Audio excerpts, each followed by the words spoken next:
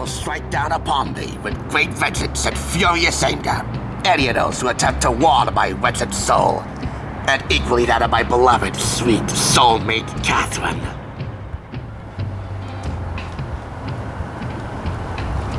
Good morrow to thee from wherever thy may be. I'm Pete Sesko, and from Lambert Castle in Paterson, this is TSR Classic, bringing the best in historical literature adapted for the screen, home on a budget.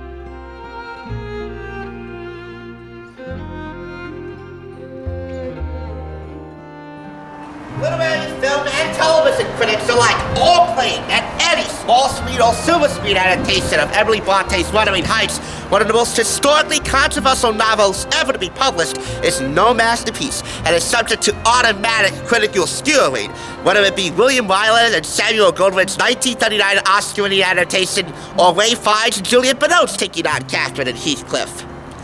When Masterpiece Classic's two-part adaptation of Wuthering Heights was released on PBS over 10 years ago in January of 2009, it put an end to that claim.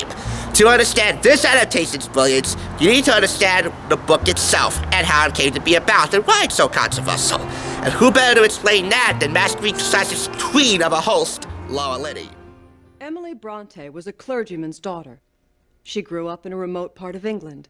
She didn't like to travel. When she left home, she became ill. She never married and died at the age of 30, having published one novel under a pseudonym. It was one of the most shocking novels in English literature. When it was first published in 1847, it created a firestorm of protest. It was called one of the most repellent books ever published. One critic said it should be burned. The storm of protest only got louder when the second edition came out, and the author was revealed to be the daughter of a parson from West Yorkshire. How had a parson's daughter created such a threat to civilized society as Heathcliff, an anti-hero driven by sexual passion and vengeance? And instead of a proper Victorian heroine, she gave the world a married woman who runs around on the moors in her nightgown having trysts with her lover. The reading public was shocked. Shocked. And the novel has never been out of print. Wuthering Heights. This is an Amazon purchase brought to us from Goodwill Easter Seals in Brooklyn Park, Minnesota for $5.25. That's for the item itself. An additional $3.99 shipping and handling and 61 cents tax. And I ended up paying a total of $9.85 for this. By the way, if you hear any boom noises, like that one, Lambert Castle is pretty close to the Passaic County Sheriff's Department's shooting gallery, so I apologize. But hey, I kind of like the background noise for this one. The fiery romance of Heathcliff and Cathy reignites in this thrilling new adaptation of Emily Brontë's classic love story. Set against the stark beauty of the English moor, the mysterious gypsy boy Heathcliff, adopted by the Earnshaw family, discovers his soulmate in his stepsister Cathy. But as a man unable to have the love of his life, he seeks vengeance against anyone who comes between them. In one of the greatest romances of all time, this adaptation stars Tom Hardy of The Virgin Queen and Oliver Twist as Heathcliff, and newcomer, and gorgeous newcomer at that, Charlotte Wiley as the heroine, Cathy. Special features include behind-the-scenes footage and a DVD-ROM feature with access to the Masterpiece website. Do you really need a DVD-ROM feature to access pbs.org/masterpiece? No. Click "Show More" in the description, and I'll give you a link to the Internet Archive's copy of the Wuthering Heights website on pbs.org/masterpiece. Running time 141 minutes, closed caption, which definitely comes in handy. The rest of the characters and cast include Andrew Lincoln, Sarah Lancashire, Bud Gorman, and Rosalind Halstead. And you know the rest of the characters, like Heathcliff, Catherine, Linton, Hampton, Lockwood, Joseph, Isabella, Hindley, and many others. I find British literature, especially when it's enacted for screen this well, strangely and mysteriously sexy, and this did not disappoint. Insane, I find British literature, especially adapted for screen this awesomely, so uniquely and mysteriously sexy. I gotta give PBS the credit in another aspect. Who knew that they could tackle love scenes so well? Unfortunately, the love scenes are not with the couple that you want to consummate their relationship because they didn't do it in the book. That's the one spoiler I'm going to give. I'm sorry. If you read the book, you probably know that. If you haven't read the book and don't understand any of it, click so more in the description and you'll have a link to 60-second recaps Wuthering Heights playlist. You'll understand the characters, the setting, the plot summary, the motifs and the symbols, and the context of all of it. Beautifully directed by Koki Giedroyc, if that's how you pronounce your last name, Mr. CG, with Peter Bowker's exceptional and exquisite screenplay. This does take a bit of time to get used to, in large part to Tom Hardy and his voice, which I found a little annoying to start with at first. But once he and everyone else in the cast got into their respective roles, everything flows smoothly from there. Beautifully shot, beautifully crafted and constructed, and uniquely and wonderfully scored by composer Ruth Barrett.